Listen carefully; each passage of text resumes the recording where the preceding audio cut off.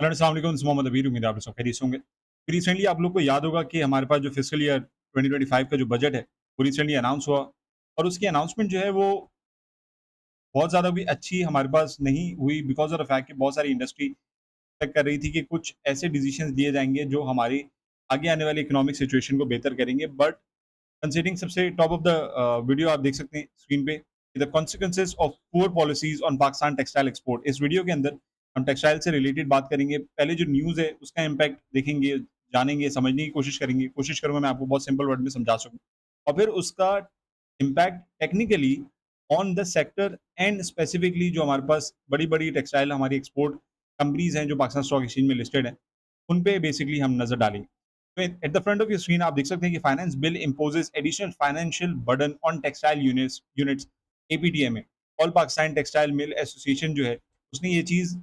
Note करी कि जो अभी बजट हमारे पास निकल कर आया, उसके अंदर टेक्सटाइल से रिलेटेड जो पॉलिसीज़ हैं, वो बहुत खराब जो है वो सजेस्ट की गई हैं बिकॉज़ ऑफ द फैक्ट कि टेक्सटाइल इंडस्ट्री ऑलरेडी महँगी गैस, महँगी बिजली उसको अनफॉर्चुनेटली मिलती है, जिसकी वजह से ओवरऑल जो उसका एंड प्रोडक्ट होता है, आउटपुट होता है, जो एक्सपोर्ट उसकी एक्सपोर्ट लेड प्रोडक्ट होता है, वो ऑलरेडी महँगा होता है बिकॉज़ ऑफ द फैक्ट कि जब गैस के रेट हाई होंगे, बिजली के रेट हाई होंगे, ऑब्वियसली इंडस्ट्री भी अपना जो प्रोडक्ट बनाएगी, उसके भी जो आस्किंग प्राइस है, वो ज़्यादा रखेगी। एंड बिकॉज़ ऑफ दैट आप देख सकते हैं कि जो फाइनेंस बिल इम्पोज़ किया गया था, जो पहले प्रपोज़ किया गया था, अभी उसको ऑलरेडी डिस्कस किया जा रहा है। लेकिन उसमें जो एडिशनल फाइनेंशियल बर्डन है टेक्सटाइल यूनिट्स के ऊपर, को एबीटीएमए ने रिजेक्ट किया था और उसके पीछे बेसिकली रीज़न है। इस कॉलम को अगर आप डिटेल में पढ़ना चाहें, बहुत सारी चीज़ें डिस्कस की गई हैं। लेकिन जो मेन चीज़ जिसके ऊपर all Pakistan textile mill association जिन्होंने ये कंसर्न रेज़ किया था, वो मैं आपको पढ़ के बेसिकली बता देता हूँ। 2% advance tax on exports proceed, जो भी एक्सपोर्ट किया जाएगा प्रोडक्ट, टेक्सटाइल सेक्टर जो करेगा, उसपे 2% एडवांस टैक्स लिया जाएगा। एक चीज़ एक्सपोर्ट हुई नहीं है, वो एक्सपोर्ट होने जा रही है, बाहर से ऑर्डर कन्फर्म हो रहा है, लेकिन उसकी पेमेंट अटकती है बिकॉज़ ऑफ द फैक्ट कि बैंक लेटर ऑफ क्रेडिट एलसीज़ वगैरह जो है वो अपने पास होल्ड रखता है और पेमेंट बाद में अगर रिसीव नहीं हो, क्लाइंट उसको मना कर दे, तो ऑब्वियसली वो हमारे टेक्सटाइल का जो प्रोडक्ट है, वो ज़ाया हो जाता है कंसिडरिंग हमारे नेबरिंग कंट्री जो बांग्लादेश और इंडिया है, बेसिकली वहाँ पे टेक्सटाइल चूँकि वहाँ बिजली और गैस मैं ये नहीं कहूँगा कि सस्ती मिलती है, लेकिन एज़ कम्पेयर टू हमारी इंडस्ट्री अगर इकोनॉमिक सिचुएशन की बात की जाए, तो बहुत ज़्यादा रिलेटिवली चीप गैस और बिजली सस्ती मिलती है, जिसकी वजह से होता ये है कि वहाँ पे जो प्रोडक्ट बनता है, वो इंटरनेशनली बहुत ज़्यादा कम्पेटिटिव और अफोर्डेबल होता है। तो यहाँ पे 2% advance tax on export proceeds लिया जाएगा और 29% इनकम टैक्स दिया जाएगा ऑन एक्सपोर्टर्स के ऊपर, जो एक्सपोर्टर्स बेसिकली इनकम टैक्स देंगे। तो ये जो प्रपोज़ल था इसको एपीटीएमए ने रिजेक्ट किया और जो प्रपोज़ 2% एडवांस टैक्स है इसके भी खिलाफ एहतजाज अभी टेक्सटाइल इंडस्ट्री कर रही है और कंसिडरिंग हमारी पाकिस्तान की मईशत की इकोनॉमिक वर्किंग में सबसे ज़्यादा अगर रेवेन्यू जनरेट करने वाला इंडस्ट्री है तो हम हमारे पास टेक्सटाइल है। तो ऑब्वियसली ये पॉलिसी टेक्सटाइल सेक्टर के लिए खासे फ़ायदेमंद नहीं थी और एडजस्टेबल 29% टैक्स इनकम इनकम पे टैक्स अलग से देना, जो कि बजट सुपर टैक्स की बात 39% इफेक्टिवली हो जाएगा। तो ऑब्वियसली ये इश्यू ये क्रिएट करता है कि कंपनीज़ की जो लिक्विडिटी है, जो उनके पास कैश ऑन हैंड है, वो कम कर देता है, वो भी हर्ट करता है। और जो कंपनी की अपनी प्रॉफिटेबिलिटी होती है, जो ऑलरेडी लो मार्जिन्स पे काम करें, व्हिच मीन्स कि ऑलरेडी कम्पेटिटिवनेस बांग्लादेश और इंडिया के खिलाफ अगर देखा जाए प्रोडक्ट, तो उसमें कंपेटिटिव रख के प्राइसिंग बेसिकली की जा रही है, तो उसमें ऑलरेडी प्रॉफिट मार्जिन कम होता है, उसपे भी मज़ीद टैक्स होगा, तो प्रॉफिट मार्जिन ही नहीं बचेगा। जब प्रॉफिट मार्जिन नहीं बचेगा, तो आगे कहाँ से हमारी इंडस्ट्री वैल्यू जो है वो क्रिएट कर पाएगी अपने प्रोडक्ट्स के अंदर। और हाई वॉल्यूम बिज़नेसेस जो है वो टेक्सटाइल वाले जो होते हैं, उनके अंदर ये सारी चीज़ें नहीं रखी जाती। This excessive tax burden coupled with high operational cost, already हमारे मुल्क में जो माशी हालात इतने खराब हैं, तो ऑपरेशन एक कंपनी चलाने के लिए, इंडस्ट्री चलाने के लिए जो पैसे रिक्वायर्ड हैं, वो ऑलरेडी बहुत ज़्यादा कम होते हैं। इंडस्ट्रीज़ के पास जैसे भी रेवेन्यू आ नहीं रहा, टैक्सेस ज़्यादा हैं, कलेक्शन हो नहीं पा रही, सेविंग हो नहीं पा रही और एक इंडस्ट्री चलाने के लिए बहुत सारे ऑपरेशन कॉस्ट आती है, जिसमें एडमिनिस्ट्रेशन कॉस्ट आती है,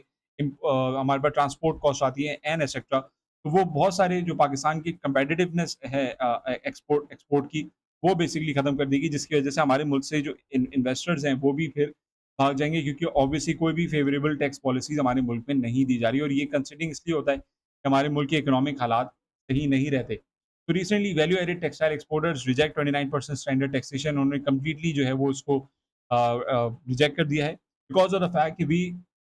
बेसिकली जो एक्सपोर्टर्स हैं वो कहते हैं we are in a state of shock on the adverse announcements in the federal budget 2024-2025 against exports which will sabotage the hard decades long efforts of exporters to earn valuable foreign exchange. Obviously textile हमारा export होता है तो बाहर से foreign currency लेके आता है, चाहे वो यूएस डॉलर में हो, चाहे वो किसी भी अदर करेंसी में हो, तो ऑब्वियसली ये एक ओवरऑल मुल्क के लिए फ़ायदेमंद अपॉर्च्युनिटी जो नहीं होगी और आगे जाके फिर और मज़ीद मुश्किलात क्रिएट हो जाएँगी। तो इन दोनों लिंक्स की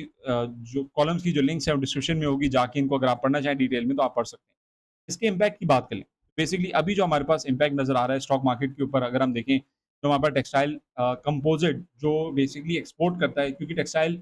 वीविंग, टेक्सटाइल स्पिनिंग जो है ये वो कंपनीज़ होती हैं जो लोकली इंडस्ट्री होती है, जो लोकली हमारे पास यार्न की मैन्युफैक्चरिंग और स सारे वो चीज़ें बनाती हैं और फिर कंपोज़िट को देती हैं। इसमें हमारे पास सबसे बड़ा नाम अगर हम देखें तो इंटरलूप है, देन ये फिरोज़, अ, 1888 mills, sapphire fibres, sapphire textile mill, Nishat mills, Kohinoor textile mill and the list goes on जिसके अंदर हमारे पास गुल अहमद भी आता है, निशात चुनिया है एंड यहाँ पे आप मज़ीद लिस्ट देख सकते हैं जिसमें हमारे पास सिर्फ़ कपड़ों के टेक्सटाइल एक्सपोर्ट नहीं होता, हमारे पास टॉवल्स भी एक्सपोर्ट्स होते हैं जिसमें हमारे पास टॉवलर्स बेसिकली कंपनी निकल कर आती है and there are other companies as well. तो इनके ऊपर अगर हम देखें तो हमारे पास रिसेंटली काफ़ी ज़्यादा नेगेटिव इम्पैक्ट हमने देखा है कि मार्केट के अंदर जो टेक्सटाइल रिलेटेड सेक्टर्स हैं उनके ऊपर हमने काफ़ी ज़्यादा नेगेटिव मोमेंटम देखा। जैसे कि आप यहाँ पे देख सकते हैं स्क्रीन के सामने, अगर हम यहाँ पे एक्सपोर्ट्स की अगर हम बात कर लें, लेट मी फाइंड द जैसे कि आप देख सकते हैं टेक्सटाइल कंपोजिट जो हमारे पास सेक्टर है, तो तमाम मेजॉरिटी ऑफ द कंपनी जिसके अंदर हमारे पास इंटरलूप जैसे कि आप देख सकते हैं जैसी कंपनी है इसके अंदर बहुत ज़्यादा नेगेटिव इम्पैक्ट आया और ये मज़ीद आगे जाके नेगेटिव इम्पैक्ट क्रिएट कर सकता है। रिसेंटली आपको याद होगा इंटरलूप जो बहुत बड़ा एक्सपोर्टर है हमारी पाकिस्तानी कंपनी का, इसके जब ये बजट की अनाउंसमेंट हुई थी तो इसके अंदर एक बहुत बड़ा सेटबैक हमारे पास निकल कर आया था एज़ एन इन्वेस्टर अगर किसी ने रिसेंट टाइम फ्रेम जैसे कि आप देख सकते हैं कि recently it was trading at around 85,000 85 rupees and 31 पैसा इसने रिसेंटली अपना हाई भी बनाया। लेकिन उसके बाद जब हमारे पास अनाउंसमेंट आई, तो अनाउंसमेंट आने के बाद हम देख सकते हैं कि मार्केट के अंदर सडन ड्रॉप आया, सडन ड्रॉप आने की वजह से 67 रुपीज़ पे जाके इंटरलूप खड़ा हुआ, 2 दिन लगातार जो है वो हमारे पास नेगेटिव क्लोजिंग आई, जैसे कि स्क्रीन के सामने आप देख सकते हैं। तो ये अगेन एक बहुत नेगेटिव पॉलिसी का इम्पैक्ट होता है स्टॉक प्राइस के ऊपर, इसलिए हमेशा ये मैं आप लोग को रिकमेंड करता हूँ कि जो भी फंडामेंटल न्यूज़ आ रही होती है, जो भी इस तरीके की डेवलपमेंट हो रही होती है, उसका इम्पैक्ट ज़रूर अपनी उन कंपनीज़ के ऊपर देखा करें, मॉनिटर किया करें कि क्या ऐसी कंपनीज़ आपके प्रोफ़ाइल में है या नहीं। इंटरलूप की बात कर लें, अगर हम इसकी बहुत सिंपल प्रोफ़ाइल की बात कर लें, तो बेसिकली ये हमारे पास जो है वो मैन्युफैक्चरिंग करती है हॉज़री की, डेनिम जो बहुत ज़्यादा ज़ाहिर-सी बात है जीन्स के एक्सपोर्ट हमारे पास किया जाता है, निटेड अपैरल है एंड सीमलेस एक्टिव वेयर जो कि ऑब्वियसली स्पोर्ट्स के उसमें हमारे पास नज़र आते हैं कि जो टॉप इंटरनेशनल ब्रांड है Nike, Adidas, I hope I am not wrong, लेकिन इनको जो है वो डायरेक्ट बेसिकली ये एक्सपोर्ट करता है और यूएस सबसे बड़ा इम्पोर्टर है हमारे टेक्सटाइल इंडस्ट्री का ओवरऑल जो है एशियन इंडस्ट्री की अगर हम बात करें। तो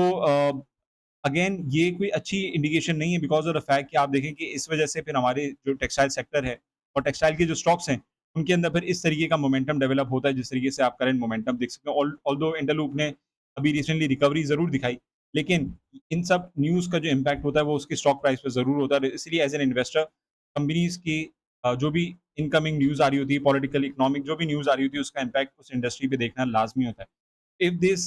policy is not change in the future और गैस के रेट्स और बिजली के रेट्स अगर हाई मिलते रहेंगे, तो डेफ़िनिटली इन कंपनीज़ के फाइनेंशियल्स पे असर पड़ेगा और असर पड़ने के बाद फिर ये कंपनीज़ फाइनेंशियली स्टेबल से भी जो है वो लेस स्टेबल होना शुरू हो जाएँगी, जिसकी वजह से उनकी स्टॉक प्राइस भी मार्केट में गिरना शुरू हो जाएगी। तो ये बेसिकली मैंने कहा आप लोग के साथ डिस्कस करें, डिस्कस करने के बाद कोशिश मेरी होती है कि मैं आप लोग को बार-बार इन सब न्यूज़ से जो है वो इम्पैक्ट जो है वो दिखाता रहूँ, समझाता रहूँ। इन तमाम डेवलपमेंट्स का जो इम्पैक्ट होता है उनकी स्टॉक की प्राइस पर होता है, तो एज़ एन इन्वेस्टर इन सब चीज़ों पे ध्यान रखा करें। For any kind of queries and discussion आप मुझे फेसबुक पे या व्हाट्सएप पे रीच आउट कर सकते हैं। अगर आप मेरी कंसल्टेशन लेना चाहते हैं, if you want to be a part of my community, you can reach out to me at WhatsApp uh, at the given number in front of your screen. मिलते हैं इंशाल्लाह अपने रेगुलर वीडियोज़ के साथ। Like and share with your fellow investors. Until next time, this is Mohammad Abir signing off. Take care. अल्लाह हाफ़िज़।